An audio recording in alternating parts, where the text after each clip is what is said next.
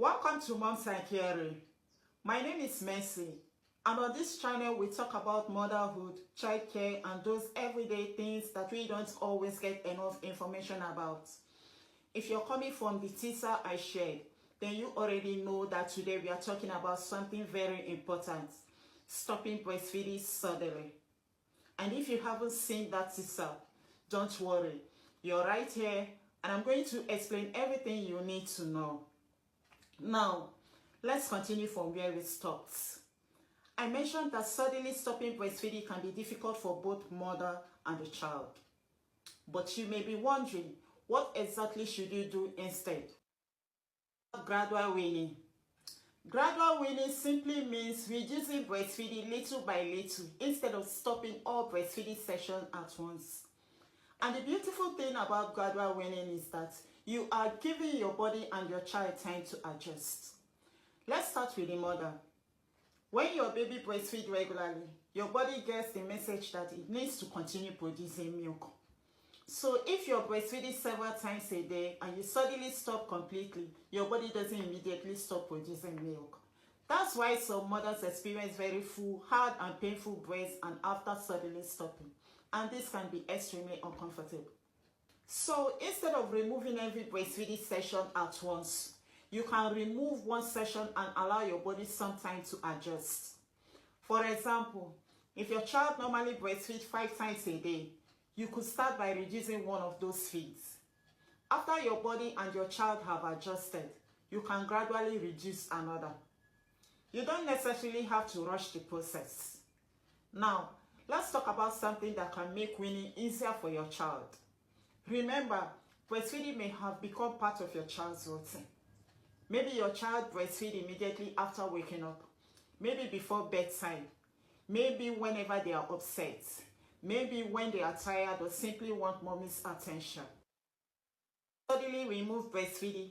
Your child may not understand why this familiar routine has disappeared. Instead of simply saying, "No more breastfeeding," you can begin replacing some of those moments with other forms of comforts.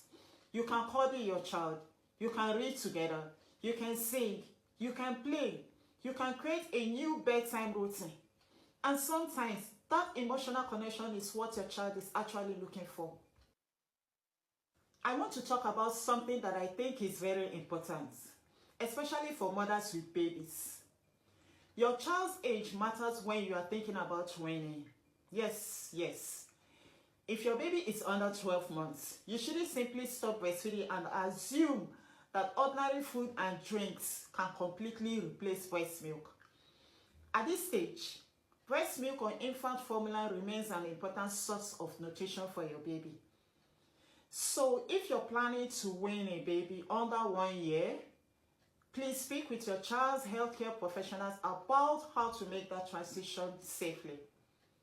But for older babies and toddlers, the situation can be different because they may already be eating a variety of appropriate foods and drinks. But even then, breastfeeding remains an important source of comfort and connection. This means to something I really want mothers to hear. You don't have to feel guilty because you are ready to stop breastfeeding. There are so many reasons a mother may decide to wean. You may be returning to work. You may be pregnant again. You may even be physically or emotionally ready to stop. Your child may be getting older. Or perhaps breastfeeding is simply no longer working for you. Whatever your reason, you don't need to feel ashamed. But at the same time, don't allow someone to pressure you into stopping suddenly just because they say, "Just stop." Your child will get used to it. Your child may eventually adjust. Yes. Make that adjustment gentler. And your body can also benefit from having time to reduce milk production gradually. Now, there is another thing you need to watch out for during weaning. If your breast becomes very painful, red or swollen, or you develop fever, chills, or feel generally unwell, please don't ignore those symptoms. Seek medical advice because you may need to be assessed for mastitis of another breast problem. So if you're planning to wean, my advice is simple. Don't rush it if you don't have to. Reduce breastfeeding gradually. Give your body time to adjust. Give your child time to adjust. And replace some breastfeeding moments with other forms of love, comfort, and connection. And remember, every mother and every child is different. What worked for one mother may not work exactly the same way for you. So don't compare your weaning journey with another mother's journey.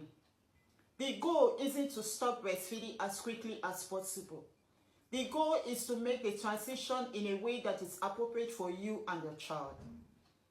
And if you're currently thinking about weaning, I hope this video has given you something to think about before you make that decision.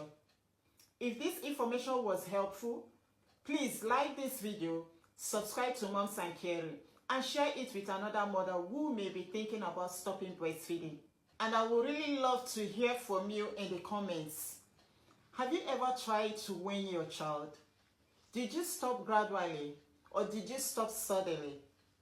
Tell me about your experience, because your story might actually help another mother who is going through the same thing. And there's something I want you to look forward to.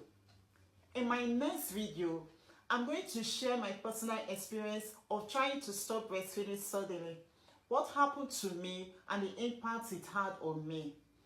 If you are thinking about making this transition yourself, you will definitely want to hear that story before you make the same decision. So make sure you subscribe to Moms and Caring and turn on your notification, because I don't want you to miss that video. Thank you for watching, and I will see you in my next video.